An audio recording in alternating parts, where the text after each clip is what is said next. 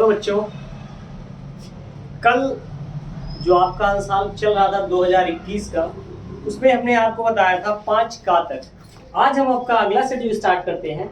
अब ये सेट वही है आपका, हमारा पिछला वाला ही सेट का नाम है 348 GG 2021, ठीक। और इसका ये था सेट फर्स्ट।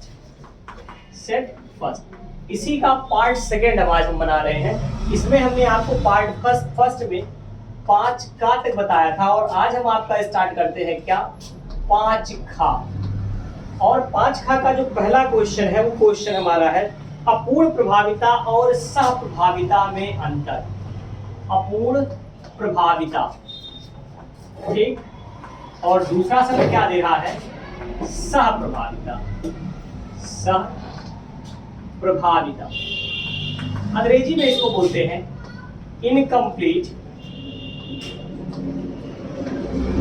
इनकम्प्लीट डोमिनेंस, और इसको बोलते हैं कोडोमिनेंस।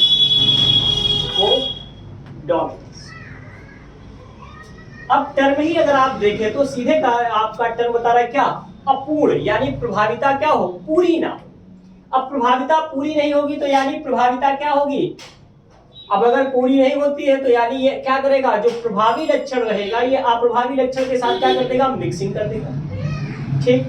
और सहप्रभाविता यानी जो प्रभावी लक्षण है और अप्रभावी लक्षण है दोनों अपना प्रभाव क्या करे, एक साथ प्रदर्शित कर दे, तो ये क्या हो जाएगा, सहप्रभाविता। यानी अगर किसी हम रेड फ्लावर और व्हाइट फ्लावर के बीच में क्रॉस करते हैं तो हमें क्या मिले, पिंक फ्लावर मिले। ये हमारा क्या हो गया, अपूर्ण प्रभाविता। लेकिन अगर ऐसा हो जाए कि हम किसी रेड बुल और व्हाइट काऊ के बीच में क्रॉस करें और हमें क्या मिल जाए, रोन मिल जाए।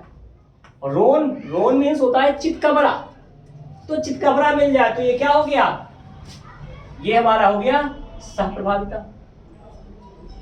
अब दोनों का अगर हम F1 का सेल्फ क्रॉस करें यानी सेल्फिंग कर दे, तो सेल्फिंग में क्या होगा, हमारा जो रेशियो मिलेगा वो 1:2:1 आ जाएगा इनकम्प्लीट डोमिनेंस में और स्यूडो डोमिनेंस में भी।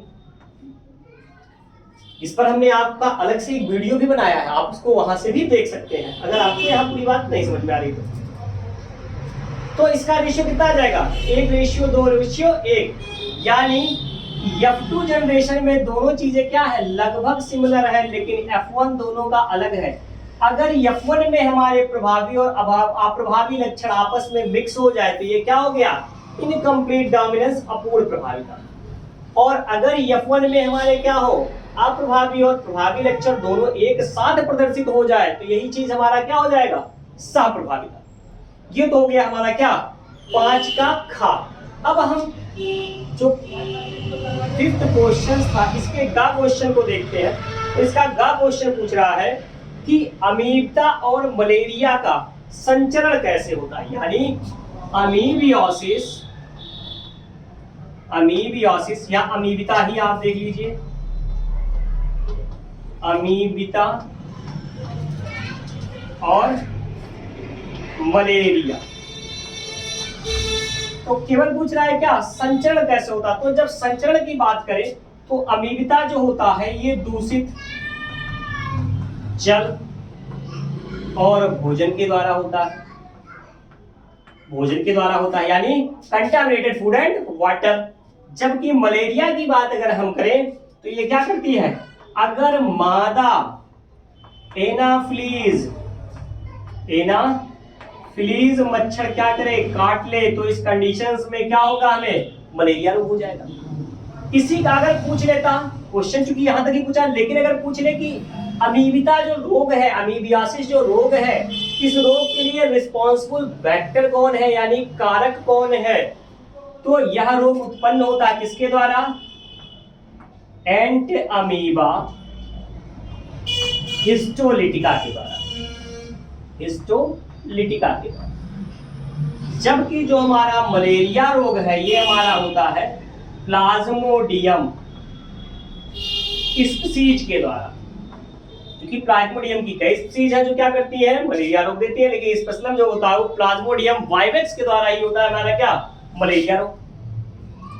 अब अगला क्वेश्चन पूछ रहा है, ठीक, 5 घा कि जीन चिकित्सा क्या है। अब जीन चिकित्सा क्या है? जब हम किसी अनुवांशिक रोग का, ठीक, जब हम 5 घा क्वेश्चन है, जीन चिकित्सा, जीन चिकित्सा, ठीक, यानी जीन थेरेपी। तो जब हम क्या करें, एडीए यानी एडेनोसिन डीएमाइनेज के द्वारा सीडीएनए जो कि हमारा क्या है, सिग्नलिंग फैक्टर है, के थ्रू किसी भी अनुवांशिक रोग का निदान कर दे, यानी अनुवांशिक रोग की चिकित्सा करके उसे सही कर दे, तो इस प्रकार की जो हमारी चिकित्सा होगी वो चिकित्सा क्या कहलाएगी, जीन चिकित्सा कहलाएगी। अगला क्वेश्चन फिर है 6 का, और 6 का में है पहला प्रतिबंधन, प्रतिबंधन विकर यानी रिस्ट्रक्शन एंजाइम। तो रिस्ट्रक्शन एंजाइम ऐसा एंजाइम जो क्या करे, डीएनए को सिगमेंट्स में कट करने का काम करे, यानी डीएनए को सिगमेंट्स में कट करे, तो ऐसा एंजाइम क्या कहलाता है, प्रतिबंधन एंजाइम कहलाता है। चूंकि यह क्या कर रहा है, डीएनए को काटने का काम कर रहा है, इसलिए प्रतिबंधन एंजाइम को हम क्या कहते हैं, मॉलिक्यूलर सीजर भी बोलते हैं। हिंदी में इनके लिए एक शब्द है आणविक कैंची, आणविक कैंची, मॉलिक्यूलर सीजर भी कहते हैं, ठीक। अलग अलग प्रतिबंधन एंजाइम की अलग अलग क्वालिटी होती है, और प्रतिबंधन एंजाइम जो क्या करते हैं, डीएनए को स्पेसिफिक पॉइंट से ही काटने का काम करते हैं। अब इसी का दूसरा भाग पूछ रहा है कि डीएनए लाइगेज क्या है। तो भैया जब ये काट रहा है तो काटने के बाद फिर जोड़ने वाला भी चाहिए। जो हमारा डीएनए लाइगेज एंजाइम है, इसका काम होता है डीएनए सिगमेंट को जोड़ना, यानी अगर प्रतिबंधन काटेगा तो लाइगेज क्या कर देगा, जोड़ देगा। तो एक काटने वाला हो गया और दूसरा जोड़ने वाला हो गया। तो अब कभी भी पूछे कि प्रतिबंधन एंजाइम या रिस्ट्रक्शन एंजाइम का काम क्या है, तो ये क्या करेगा, डीएनए को पीसेज में काटने का काम करेगा। जबकि जो हमारा लाइगेज रहेगा ये क्या करेगा, ये डीएनए सेगमेंट्स को आपस में जोड़ने का काम करेगा। अब अगला क्वेश्चन देखते हैं। अगला क्वेश्चन है 6वें का खा। ये क्वेश्चन पूछ रहा है कि DNA fingerprint, DNA fingerprint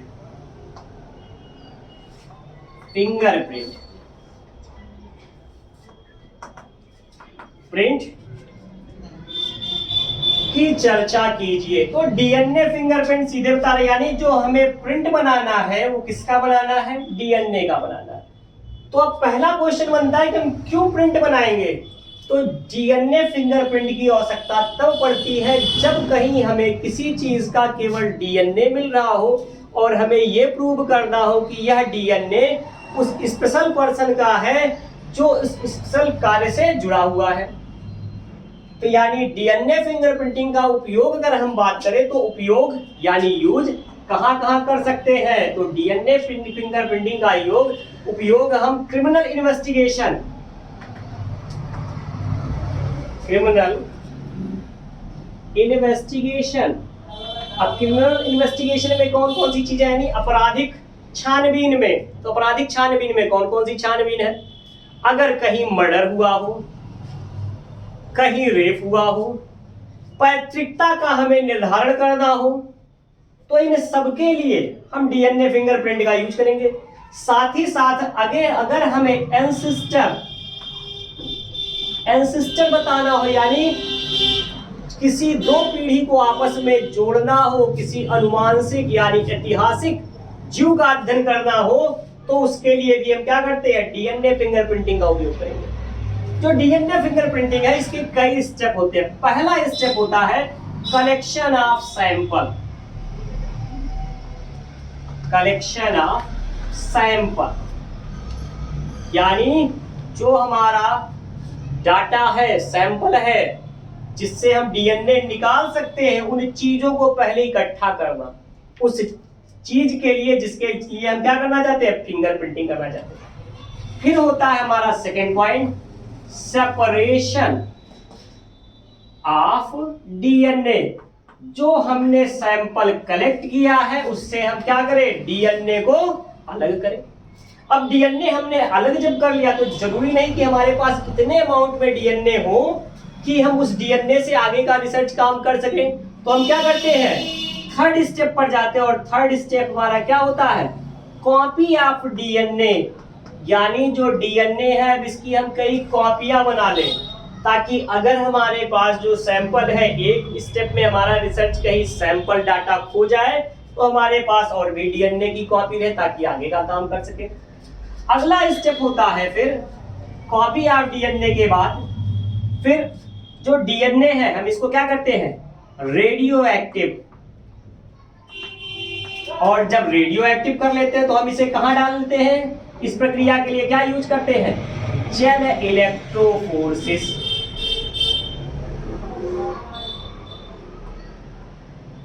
electrophoresis ये वह प्रक्रिया होती है जिसके द्वारा हम डीएनए को रेडियो एक्टिव करके पहले सेपरेट कर लेते हैं, और फिर एट लास्ट स्टेप पे उसे ले जाते हैं, यानी प्रिंट ऑफ डीएनए।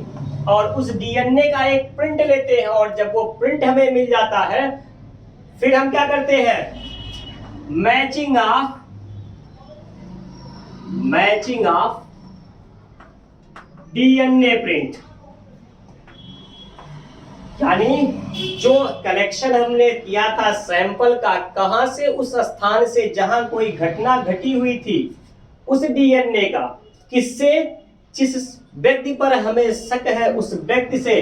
तो इन दोनों का इसी प्रोसेस से हम क्या करते हैं, प्रिंट बनाते हैं, और फिर उन दोनों प्रिंट की हम मैचिंग कर लेते हैं। जब यह मैचिंग प्रक्रिया हमारी हो जाती है तो यही हमारा पूरा हो जाता है क्या, डीएनए फिंगर प्रिंटिंग। अब हम अगले क्वेश्चन पर चलते हैं। अगला क्वेश्चन हमारा कह रहा है कि शुक्राणु जनन और अंड जनन में विभेद कीजिए।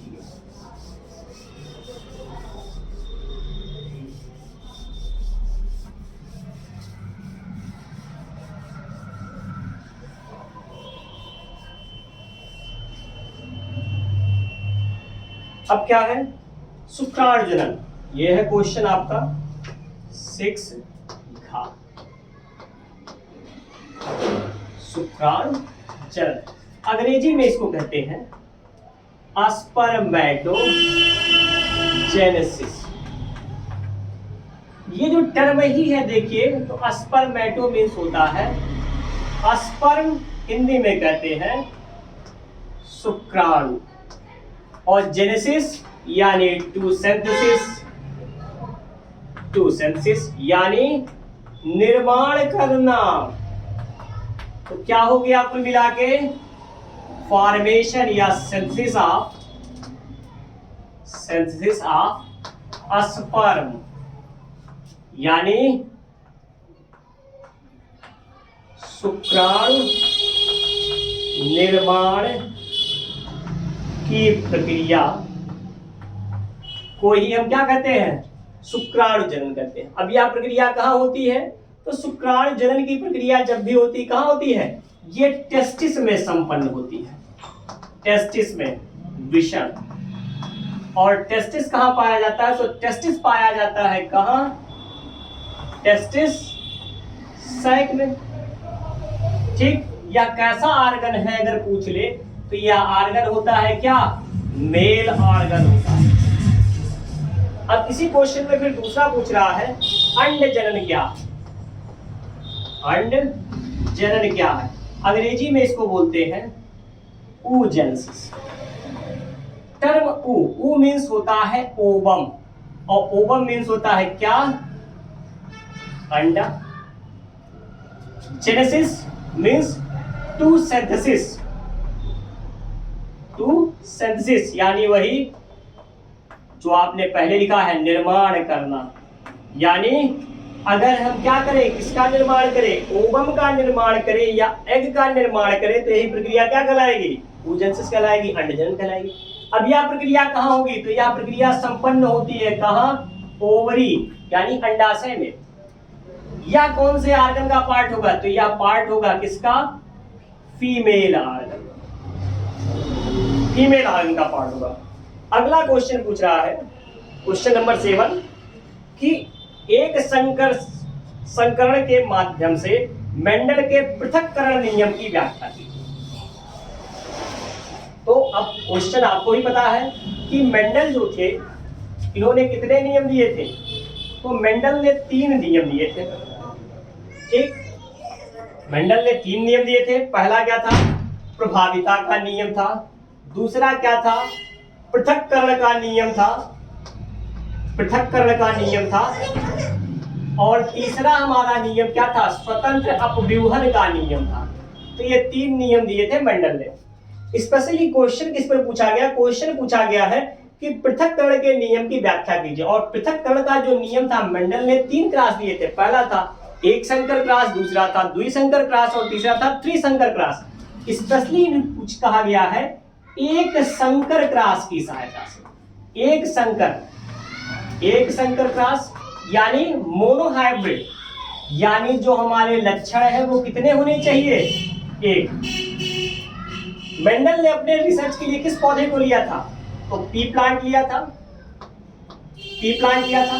अब पी प्लांट में अगर हम क्या करें, एक टाल पौधे का एक डार्क पौधे के साथ, यानी प्योर टाल पौधा हमारा है और प्योर डार्क पौधा हमारा है, इन दोनों के मध्य अगर हम क्रॉस कराएं तो F1 जनरेशन में हमें क्या मिलता है? टाल मिलता है। अगर हम इसका सेल्फ क्रॉस करें, यानी F1 इंटू F1 कर दे, यानी कैपिटल T स्मॉल टू कर दे, तो F2 जनरेशन के लिए रेशियो क्या होगा? अब 2 मेथड है, आप एरो से बना लीजिए या स्क्वायर बोर्ड यूज कीजिए। स्क्वायर बोर्ड मेथड आपको आसानी से समझ में आ गया होगा, आपने हमारे पुराने वीडियो में देखा होगा। अगर नहीं देखे तो आप वहां एक बार फिर से जाइएगा और उसको देख लीजिएगा, अदरवाइज हम आपको फिर से एक बार बता दे रहे हैं। अब एक को हमने एक साइड रख दिया, दूसरे को हमने दूसरे साइड रख दिया। अब जो ऊपर से है ऊपर से आप उतार दीजिए, सीधे कॉपी करते चले जाना है। बस ये ध्यान देना है कॉपी करते समय कि कैपिटल लेटर पहले हो और स्मॉल लेटर बाद में हो। अब देखिए ये क्या बना, ये बना हमारा टॉल, ये क्या बना, तो ये भी फिनोटिपिकली यानी बाह्य संरचना में क्या दिखाई पड़ा? टाल। ये भी क्या हमारा बना? टाल। लेकिन ये हमारा क्या बना? डॉर्फ। अब अगर हम देखें इसका फिनोटिपिक रेशियो, फिनोटिपिक रेशियो यानी बाह्य संरचना का अनुपात देखें तो कितने टाल हमारे बन गए? 3। डॉर्फ कितना बना? 1।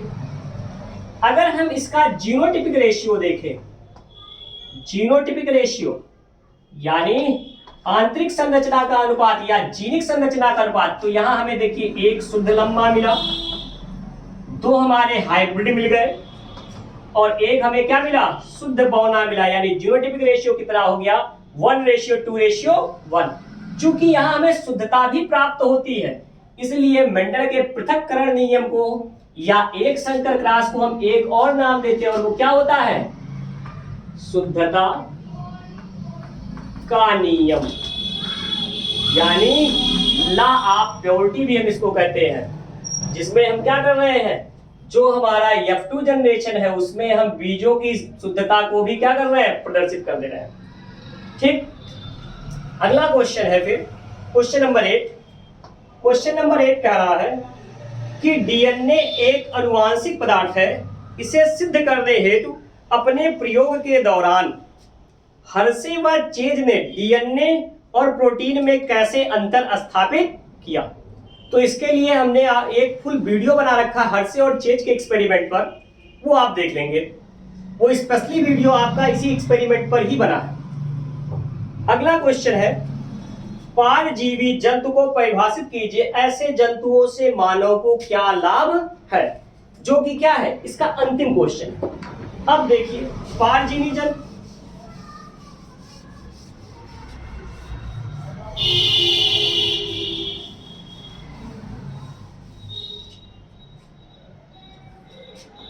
कह रहा है परजीवी जंतु यानी ट्रांसजेनिक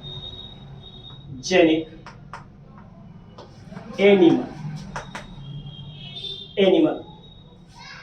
तो ऐसे जंतु जिन्हें हम क्या करें, बायोटेक्नोलॉजी के थ्रू निर्मित करें, जैव प्रौद्योगिकी द्वारा निर्मित करें, उन्हें परजीवी जंतु कहते हैं। या जब हम दो अलग अलग जंतुओं का डीएनए लेकर के उन्हें आपस में आईवीएफ टेक्निक के द्वारा प्रिपेयर करें और फिर उन्हें हम फीमेल के यूट्रस में इम्प्लांट कर दें, तो जो जंतु निर्मित होगा वो जंतु क्या होगा, परजीवी जंतु होगा। इसका जो सबसे अच्छा उदाहरण माना जाता है वो हमारा क्या होता है, म्यूल, खच्चर। और जो म्यूल होता है ये हमारा क्रॉस हाइब्रिड होता है किसका, तो हॉर्स और प्लस डंकी, इन दोनों का क्रॉस हाइब्रिड होता है हमारा क्या, ट्रांसजेनिक जंतु। अब पूछ रहा है कि इसका मानव जीवन में या मनुष्य की उपयोगिता में इसका क्या लाभ है। तो मनुष्य के लिए अब अगर हम देखें तो हॉर्स से हमें स्पीड तो मिलती है लेकिन इसकी कैपेसिटी कम होती है। डंकी की कैपेसिटी ज्यादा होती है लेकिन इसकी स्पीड कम होती है। और जब हम इन दोनों को मिक्सचर कर देते हैं तो हमारा म्यूल बनता है जिसमें हमें स्पीड भी मिलती है और कैपेसिटी भी मिल जाती है। इसलिए ये क्या है, इन दोनों के लक्षण को धारण करने के कारण ये क्या है, अत्यधिक उपयोगी बन गया। तो यानी जो हमारे परजीवी जंतु होते हैं वो क्या होते हैं, अत्यधिक उपयोगी जंतु होते हैं। बाकी अगर और भी कोई क्वेश्चन है आपके जिसके डाउट बन रहे हो तो आप उसे हमारे टेलीग्राम चैनल से भी के थ्रू भी पूछ सकते हैं या कमेंट में भी कमेंट लिखकर पूछ सकते हैं। वीडियो अगर आपको अच्छा लगा हो तो आप अपने मित्रों के साथ इसे शेयर करें और सब्सक्राइब भी करते रहें। Okay, thank you.